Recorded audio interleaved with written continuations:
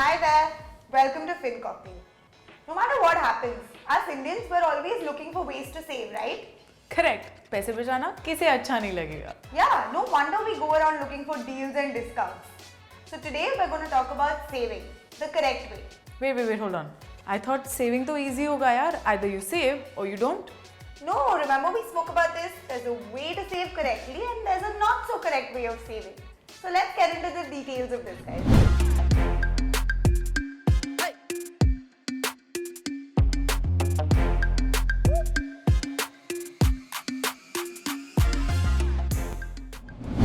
The first step of personal finance management is saving, because only once you save can you then invest for your future.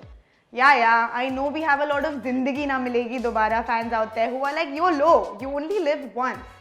But imagine, what if you end up living a long and healthy life? Wouldn't you want to live it comfortably? We're not saying you need to save all your money. We all love spending on ourselves from time to time.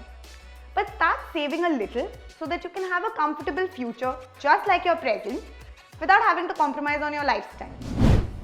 Okay, तो ये exactly करते कैसे हैं?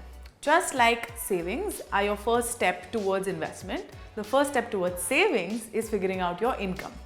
They're like kind of the Batman and Superman origin stories, like a prologue. अच्छा ठीक है, fine, I'm a big fan of these superhero type movies, but let's not go there. Okay, so how do you figure out your income sources? Ask yourself these questions. Do you have a 9-to-5 job where you draw a salary? Do you do some freelance work? Or do you have some side hustles, as they call it these days? All of these can be sources of income for you. Other income sources can include rent or dividends or other interest-paying investments. So once you know where all your money is coming from, there are two types of people. One who spend first, and once all their kharchas are done, whatever they're left with, they decide that this is their savings. This is exactly what you should not be doing. Because money spent is money gone. There's no real way of getting it back. The second type of people are the ones that save first and then spend. They account for their kharchas after they're done saving or investing their money. So both of us are huge Warren Buffett fans, and this quote of his we absolutely love. Do not save what is left after spending, but spend what is left after saving. Yes, it sounds a little difficult, and it can be, especially in the beginning, but don't worry, we got your back. Well, let me give you an example. I was 19 years old, had my first internship, got my first paycheck, and it was barely peanuts. But I was so excited. I was like, I'm making my money and I'm going to take all my friends out. So I did. But I spent my entire paycheck on one dinner, and that was not cool at all. Well, I didn't have anybody like FinCocktail, right? To walk me through it and to tell me not to spend my entire paycheck. But of course, you can't be the other extreme, right? Where you end up saving all your money. You still have bills to pay and that lifestyle to maintain, right? So before you begin saving, you need to really figure out what works for you. How much can you actually save? And this number is different for everyone. It really depends on who you are, what your wants and your needs are. So the 50-30-20 rule can help you if you don't know how to begin saving and budgeting. The 50-30-20 savings rule states that not more than 50% of your monthly income should go towards your needs, not more than 30% towards your wants, and the rest 20% should go towards saving and investing. For example, let's say you're making 50,000 rupees a month. According to this rule, you should not be spending more than 25,000 every month on your needs. These include your rent, utilities, even your groceries. At the same time, you shouldn't be spending more than 15,000 rupees on your wants. This can include going out or even shopping. The last 10,000 is what you save and invest.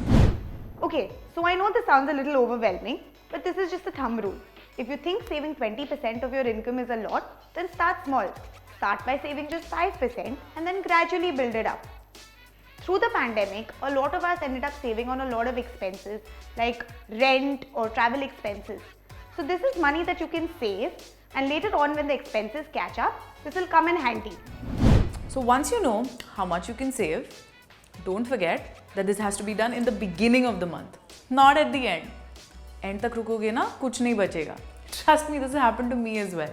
Last week of the month में घर का खाना और पहली तारीख का इंतजार, यही होता है और कुछ नहीं. That's why we firmly believe in automating our savings. Automating your savings basically means that as soon as your income hits the account, the amount that you actually want to save gets transferred into a separate account.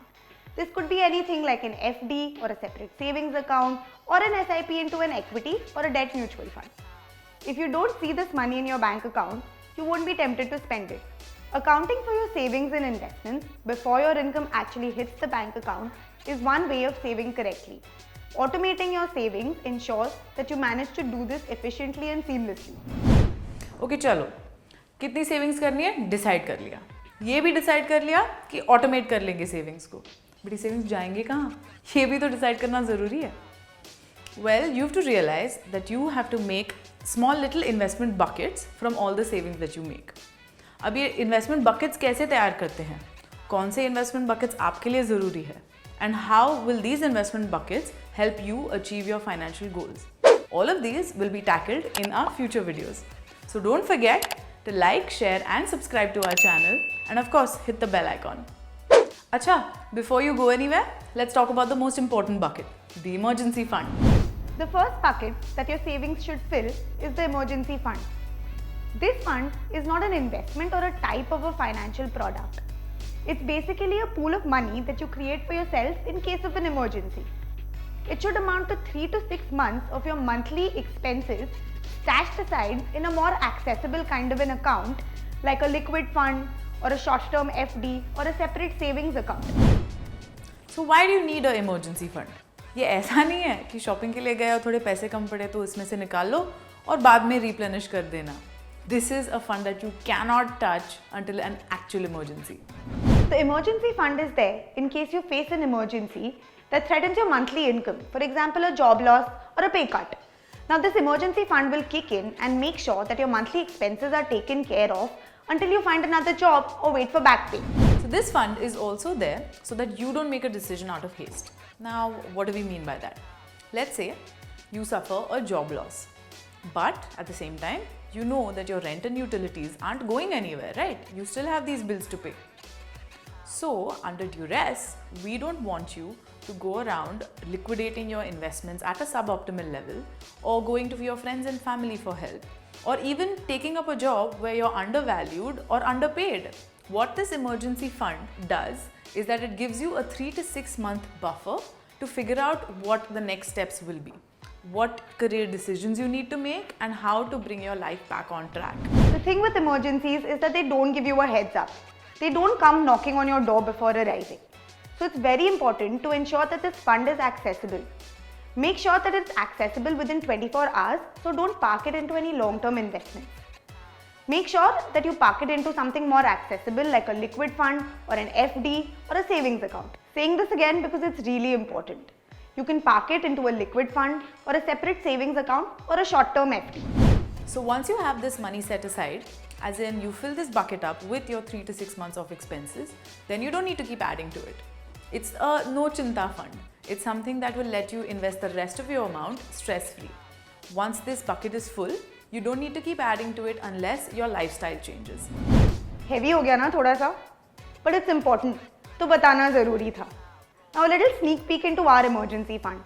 We've got about 2 months of our expenses into a separate savings account and about 5 months of our expenses tied up in liquid funds. That's how we've split our emergency fund currently. So that's about it on savings. Let me recap this for you. Step 1. Figure out your sources of income and your sources of expenses. Step 2. Figure out a savings percent that works for you. You can use the 50-30-20 rule as a reference point. Step 3. Automate your savings. And finally, step 4. Make sure you have your emergency fund in place before you begin any other investment. So these were just a few pointers on how you can begin saving. There is a lot more to come, so stay tuned to our channel. But before that, आप convince हो गए या हम और बोले? So what are you waiting for? Go start saving.